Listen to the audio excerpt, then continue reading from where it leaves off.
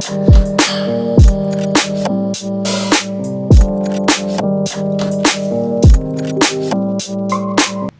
up guys, Miguel here of Yugatech, and I am pretty excited with a new phone that we have in our studio. And here it is, the OnePlus 11 5G.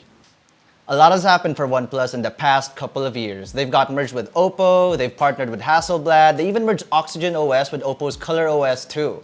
If you ask me, I think OnePlus is in a better position now than ever before. So now, with the OnePlus 11 being their latest flagship handset, can we still say it's a flagship killer? Let's find out.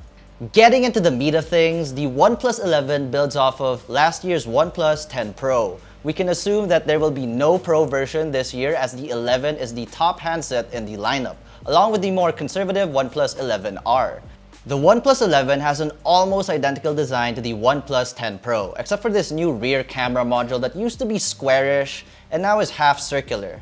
I don't know about you, but I kind of like this one. I mean, how else are we supposed to know if you have the latest OnePlus 11 and not the old 10 Pro, right? Kidding aside, we are digging the looks of the OnePlus 11. Curved glass front, tapered edges at the back, rounded corners, and a whole lot of glass. At the bottom end, you have the USB Type-C charging port, speaker grill, primary mic, and the SIM card tray. On the left side is the volume rocker. Up top, we get the second noise-canceling mic and second stereo speaker grill. At the right side, you have the power button and, well, the alert slider, a OnePlus signature feature originating from the first ever OnePlus One, and was briefly removed from the OnePlus 10T and 10R, something I'm sure a lot of OnePlus OGs loved about their devices, located above the power button with a knurled surface for better ergonomics.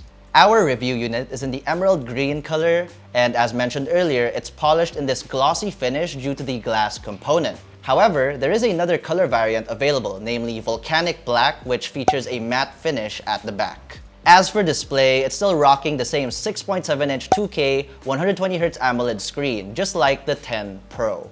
But this time, they upgraded to an LTPO3 display panel. That means it can variably adjust the screen's refresh rate from 1 Hz to 120 Hz, saving you more battery life when in idle. Colors are vibrant and images are clear and crisp. Peak brightness goes up to 1300 nits, but when you use it outdoors, the glare can be too overwhelming and you will have a hard time reading from the screen. The curved screen may be more prone to accidental touches, but so far, we rarely experience this even during the many hours of mobile gaming we have done on this phone. Some people hate it, but we like it as it feels more immersive, and through time, it's as if the tiny bezels almost completely disappear. The optical under-display fingerprint sensor is ergonomically placed just at the right location, so it's comfortable to reach and very responsive to the touch. You can also use facial recognition as a secondary option, and we found it to be pretty accurate for the most part. So far, we've been able to use it quickly to sign into our apps like Gcash and the one from Security Bank. The whole metal frame and glass exterior at the front and the back feel very premium. It can sometimes feel slippery in the hands. One can even tout it to be a smudge magnet at the rear, but that glossy finish does give it an elegant and pristine look. You might just want to wipe it every so often. Otherwise, just slap a transparent jelly case and you are all set. Performance is at the heart of the OnePlus ethos. So yeah, you get flagship level hardware here. A Snapdragon 8 Gen 2, a massive 16 gigs of memory plus 12 gigs of RAM expansion for a total of 28 gigs, and 512 gigs of UFS 4 internal storage. That is more than enough space for you to forget it does not have a microSD expansion slot. And true enough, the OnePlus 11 is blazing fast. It's so snappy and responsive that everything you run on it just works buttery smooth. Games like Mobile Legends and Asphalt 9 play like a breeze, and more graphic-intensive games like Genshin Impact run as smooth as one would expect from a flagship device. If you're looking for numbers from synthetic benchmarks, we'll flash them on screen now.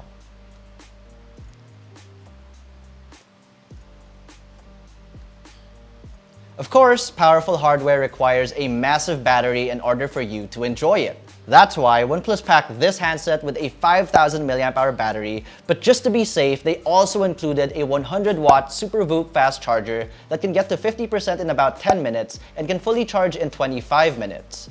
Not bad, huh?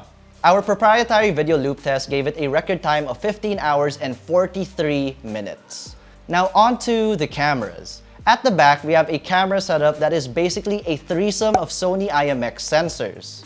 This is headlined by a 50-megapixel Sony IMX890, which has an aperture of f1.8 and comes with optical image stabilization, a 48-megapixel ultra-wide lens using a Sony IMX581 with an f2.2 aperture, and a 32-megapixel telephoto lens that uses a Sony IMX709 sensor with an f2.0 aperture and the RGBW light harvesting sensor that we saw in the Oppo Reno 7 back in 2021. The OnePlus 11 is the third generation handset to come with Hasselblad's natural color calibration. This means we get software improvements in color reproduction and sensor calibration, to name a few. There's even 10-bit video recording here as well. If you've been using a OnePlus phone since the OnePlus 9, you can clearly notice the distinction or the way the photos are influenced by the Hasselblad color space. Images seem more uniform and natural, with blues a bit more vibrant than the usual.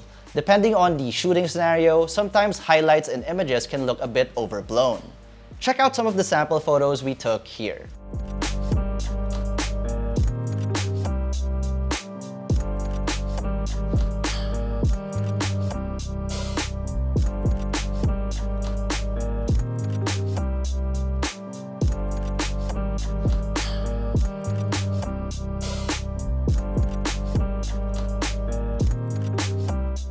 We noticed that the main and ultra-wide camera have more or less very similar output, which we seldom see in many multi-camera setups. Exposure and detail oftentimes degrade significantly when switching between the main and the ultra-wide, but with the OnePlus 11, the two are almost in sync with each other. Perhaps that's the Hasselblad software at work, or most probably the threesome of Sony IMX sensors. The portrait mode also has a feature to mimic Hasselblad systems just like these. For video, you can shoot up to 4K in 60 frames per second or 8K at 24 frames per second. Image stabilization on video is also good and stable. Here's a sample shot from the front-facing camera, and as you can see from this recorded video, it looks pretty good. It is a bit quiet over here in the studio, so expect some echo, but if not, then the noise-canceling mic on this phone is pretty great too. Here I am outside our studio. Let me know what you think of this recording. There's quite a lot of noise out here, so let me know how the audio quality sounds like as well. As you can see, there's a lot of traffic, so there's a lot of noise you can hear or can't hear if the noise-canceling mics are pretty good. As we mentioned earlier, OnePlus and Oppo merged their respective operating systems to develop a robust and stable environment for their handsets. In China, they use ColorOS, but in international markets, they use OxygenOS. On the surface, OxygenOS still looks slightly different from ColorOS. Perhaps the marriage between the two is more of the code base of the operating system, so it will take some more time for us to really feel the benefits here. Otherwise, OxygenOS 13 is still the same familiar feel with lots of customization you can tinker with. You can choose between standard mode or drawer mode, select between a notification drawer or shelf when you swipe down from the home screen, raise to wake, double tap to wake or sleep, or you can enable Wake Google Assistant by pressing and holding the home button. Just like ColorOS, OxygenOS also has O-haptics, which adds feedback for touches, swipes, and more. Other special features include split screen, flexible windows, quick launch, and smart sidebar. There are so many customization options here for users to tinker around with and customize the whole UI experience to your liking. For connectivity, everything is covered here. Wi-Fi 6, Bluetooth 5.3, GPS with AGPS support, NFC, and 5G from both nano SIM card slots. There are caveats though. A number of hardware features are missing coming from the OnePlus 10 Pro. No more wireless charging, the rear camera that had a 3.3x telephoto is now a 2x, the 40x digital zoom is now a 20x, from USB Type-C 3.1 it's now 2.0, and now we have a 16 megapixel selfie camera from a 32 megapixel one. We don't really know why they had to downgrade these aspects of the hardware. Even the basic ones like USB Type-C 2.0 does not make any sense to us. In any case, this does not make the OnePlus 11 any less desirable, well, at least for us. It is a pretty nice flagship level device. Great design, impressive performance, good battery life, an impressive set of cameras, and well worth the price too.